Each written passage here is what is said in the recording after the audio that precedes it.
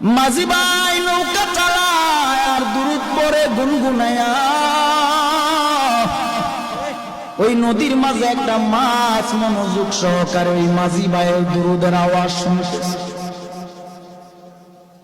হঠাৎ এক জেলে এসে ওই মাছটাকে মেরে নিয়ে গেল। নিয়ে যাওয়ার পর বাজারে নিল, বাজারে নেওয়ার পরে বিক্রি করে। মাছটা মনোযোগ সহকারে নবীর দুরূদ শুনতেছে, আর ওই দিক দিয়া জেলে ভাই মাছটাকে ধরে নিয়ে গেলেন বাজারে বিক্রি করে।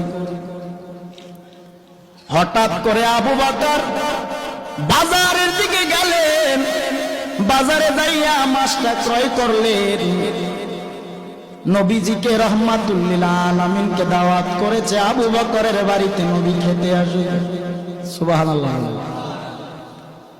আবু বকরের বাড়িতে আমার নবী খেতে আসবেন। মাছটা কিনে বাড়ি নিয়ে বিবির কাছে বললেন, বিবি তুমি মাছটা সুন্দর করে রান্না করে তৈরি করে নাও, রাহমাতুল লিল আলামিন আজকে আমার বাড়িতে খেতে আসবে।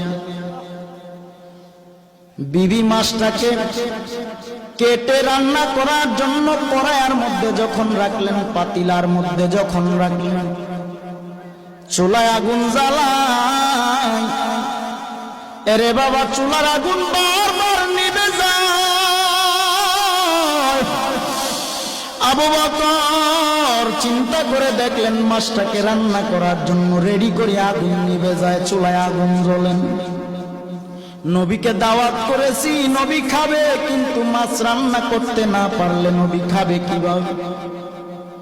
আবু বকর নবীকে দাওয়াত করলেন, রাহমাতুল লিল আলামিন চলেন একটু আমার বাড়িতে যাবেন। নবী গেলেন।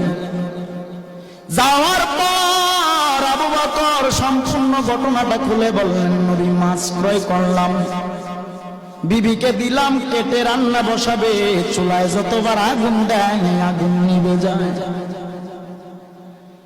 আল্লাহর নবী রাহমাতুল লিল আলামিন ডেকে বলেন, ও আবু বকর, দুনিয়ার আগুন কেন জাহান্নামের আগুন এই মাছটাকে পোড়াতে পারবে না? বলে কেন? নবী আমার ডেকে বলেন, ও আবু বকর, মাঝি নদীর মধ্যে আমি নবী প্রেমে পাগল হয়ে দুরূদ শরীফ এই মাছটা মনোযোগ দিয়ে আমি নবী দুরূদের আওয়াজ শুনে আমি নবীর বড় পাগল। ওই মাছটাকে তুমি এনে কেটেছো, রান্না করার জন্য নিয়ে আসছো। দুনিয়ার আগুন কেন জাহান্নামের আগুন যদি এই মাছের গায়ে লাগানো হয়, এই দুনিয়ার আগুন না জাহান্নামের আগুন এই মাছটাকে পুরা সম্ভব না।